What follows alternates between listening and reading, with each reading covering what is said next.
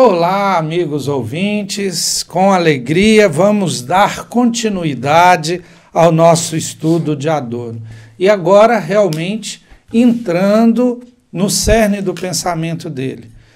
No último episódio, Zé Geraldo tinha afirmado que Adorno era um clássico e tinha falado para nós que ele respondia, né, a todos aqueles critérios de ser um clássico. E um do critério é exatamente o ineditismo, tanto da pergunta quanto da resposta. E aí, Zé, para dar continuidade, eu queria que você falasse um pouco de que Adorno trouxe de inédito, qual foi a ideia que ele veio refletir no seu tempo, né, que já é o século XX, a primeira metade do século XX, os debates do século XX. Pois é, Jomar, uma das contribuições originais de Adorno, e nesse caso de Adorno e Horkheimer, porque escreveram juntos nessa ideia particular, que é uma obra deles, que nós fizemos referência no programa anterior, uma obra de 44, 47, portanto ali a guerra acabaria em 45. A guerra é um texto que está pensando exatamente os horrores. A conjuntura dele são os horrores da guerra. Vale a pena comentar, João, esse título, né? A dialética do esclarecimento. O que isso quer dizer? A gente poderia, para facilitar o entendimento de alguém que não é iniciado no pensamento do Adorno, a gente podia tomar dialética como contradição. Então, a contradição ou as contradições. E onde está esclarecimento, podia tomar como iluminismo. Aliás, essa é uma polêmica que vai ter. Algumas traduções vão traduzir o título desse livro como Dialética do Iluminismo. O nome completo do livro é Dialética do Esclarecimento, ou do Iluminismo, dependendo da tradução. Fragmentos filosóficos. É um livro de ensaios, como todos os textos do Adorno. Um dos ensaios é sobre o conceito de esclarecimento, ou o conceito de iluminismo. O leitor pode se deparar com essas duas traduções. Esse livro, Jomar, no final do século XX, eu estava lá e já não era mais tão jovem, e eu lembro, né, uma experiência interessante, que quem for jovem hoje não vai viver essa experiência da passagem do 21 para o 22. Há uma mania de, no final dos séculos, assim como você faz um balanço da vida no final do ano, o que eu progredi, o que eu fiz de importante esse ano, ou ao final da década, você cria uma certa tendência no final dos séculos de pensar o seguinte: que século foi esse? O que nós fizemos de importante? Tipo, que livros importantes foram publicados nesse século? Nós já falamos aqui que o Weber produziu um dos livros importantes do século XX. No campo das ciências humanas, várias listagens que surgiram no final do XIX indicavam 3 livros ali, disputando primeiro, segundo, terceiro lugar. A Ética Protestante, O Espírito do Capitalismo, do Weber, O Mal-Estar na Civilização, do Freud, e A Dialética do Esclarecimento, de Horkheimer e Adorno. 3 livros que, em geral, apareciam o primeiro, o segundo ou terceiro. Portanto, quando a gente está falando da dialética do esclarecimento, a gente está falando de um dos livros que foram considerados mais importantes do século XX e, seguramente, um dos mais importantes de Adorno e Horkheimer. Nesse livro, Jomar, escrito de 44 a 47, eles foram para os Estados Unidos em 41, mas levando problemas europeus, fugindo da guerra. Então eu diria o seguinte, nesse livro eles estão refletindo sobre um problema europeu e uma novidade americana. O que é o problema europeu que eles estavam refletindo? Ou seja, qual que é a ocupação deles nesse livro? Segundo eles próprios, o problema europeu era o problema do fracasso do progresso humano. Fracasso do progresso humano.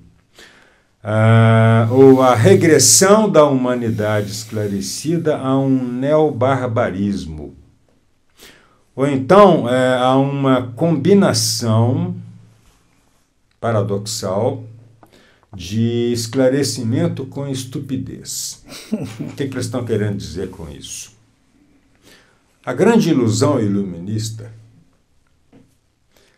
mas essa ilusão não era só dos iluministas, essa ilusão, segundo eles, vem desde que o mundo começa a se tornar racional. É de que a razão conduzirá a humanidade a uma existência melhor. Ou seja, a ideia é que, na linguagem do senso comum, um homem esclarecido vale por 2. Um homem bem informado vale por 2. Ou então a ideia de que um homem esclarecido é muito melhor, no sentido humano, do que um homem ignorante. E segundo os frankfurtianos, Adorno particularmente, a experiência da Segunda Guerra, do Holocausto, da ascensão do totalitarismo na Europa, isso significa uma combinação de esclarecimento com estupidez. Veja bem, antes havia ignorância. Segundo eles, a ignorância já não existia mais. Foi um dos povos mais esclarecidos. E era mesmo. Que gerou essa coisa absolutamente estúpida, que foi o Holocausto. Ou seja, e pensando, desculpa, né, eu achei que isso tinha ficado no século XX e a gente vê essa estupidez de novo aqui no século XXI, né, no caso da Rússia, lá da Palestina e tudo.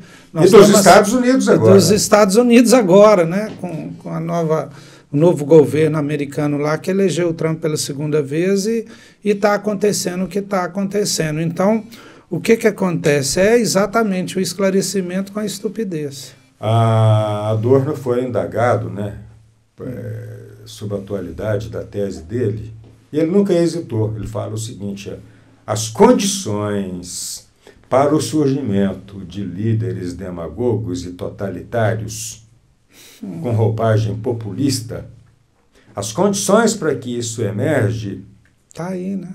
Permanecem. Claro que ele morreu em 69 afirmando isso.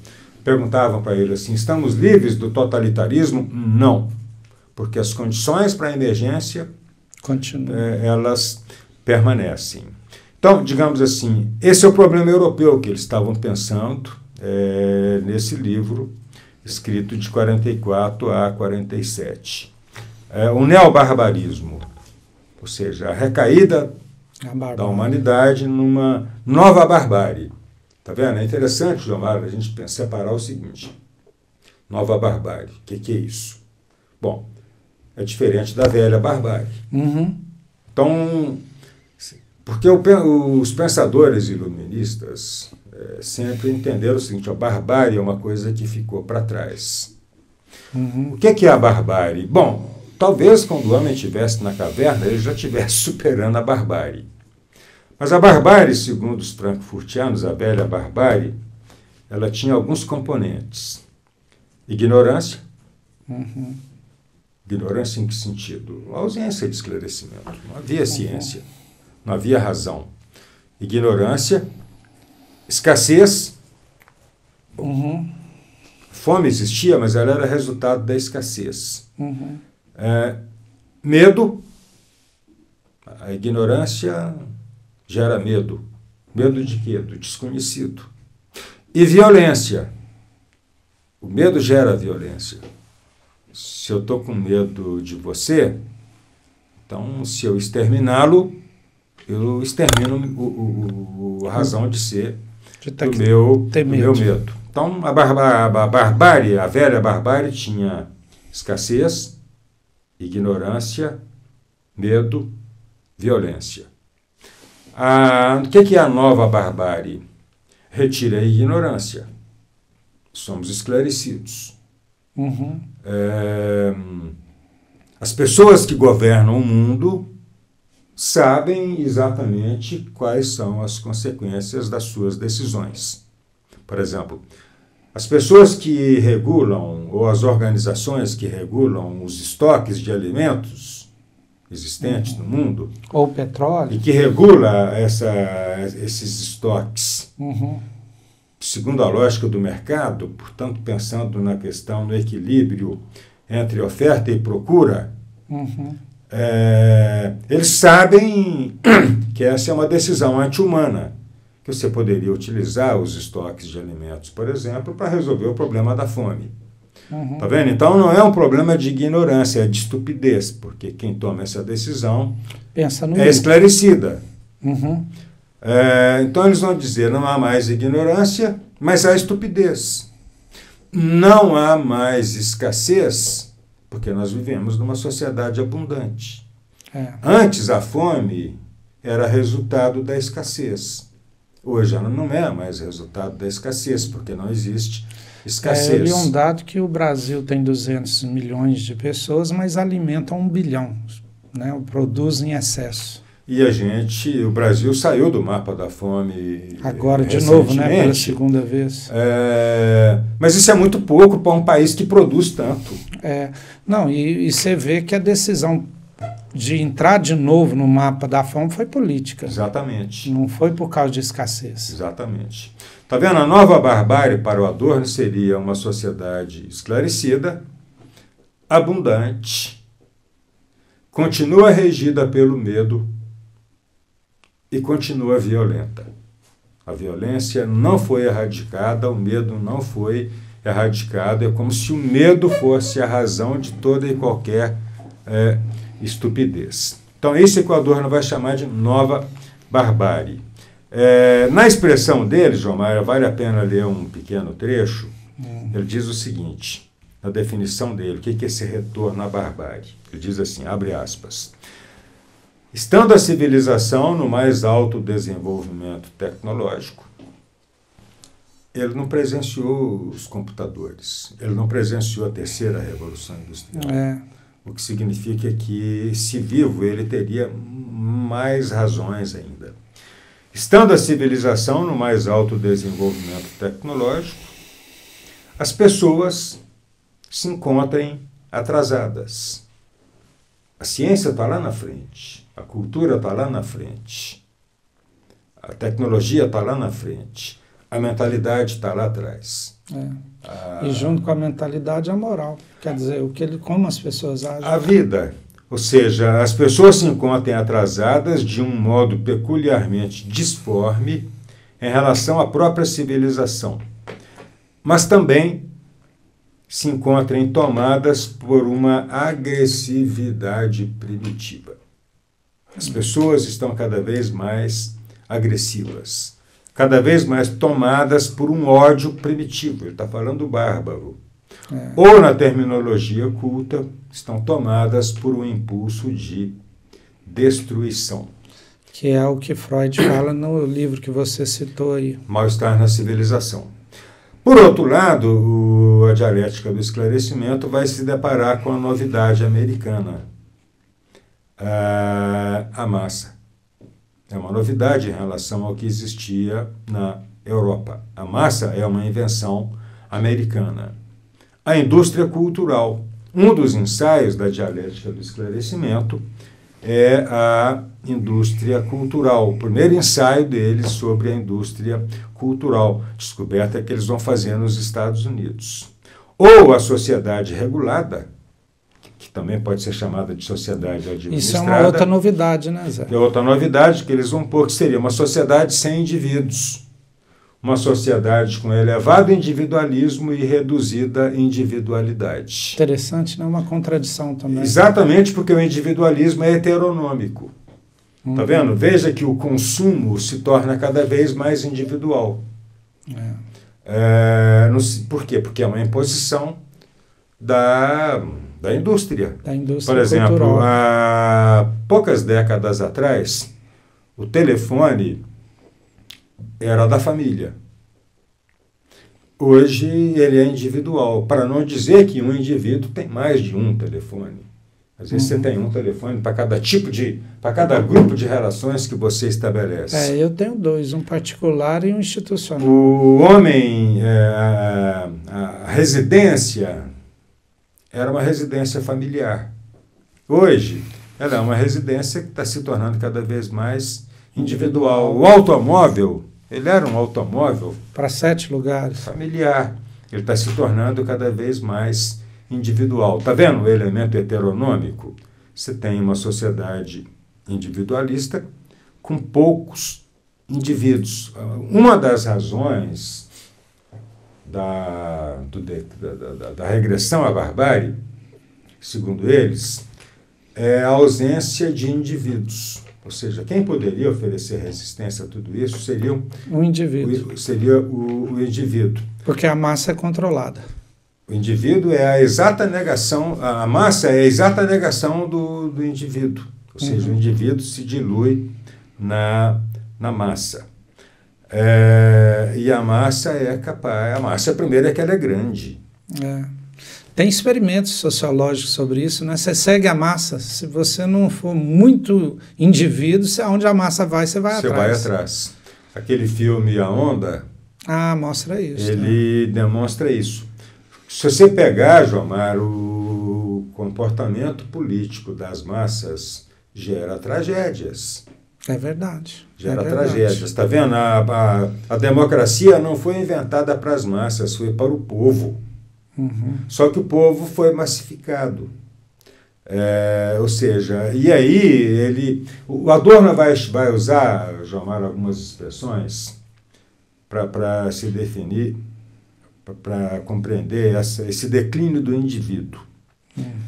Ele vai dizer do ego fraco. O que é o ego fraco? Um dos componentes fundamentais para que o ego seja forte é tempo livre. Sem tempo livre, eu não sei nem quem eu sou. Zé, muito bom, né? A gente tem que desenvolver mais essas ideias de indústria cultural, que eu acho que merece, é mais uma novidade que ele vem trazer, e a mínima muralha, que eu queria também que você falasse, mas no próximo programa, porque o nosso tempo, esse, não dá mais. Agradecendo a todos os ouvintes, agradecendo ao GEEC, que é o produtor que possibilita esse programa, e pedindo a todos vocês para curtir, né, para compartilhar, e se gostou, deixa um like para nós. E Zé, até semana que vem? Até semana que vem.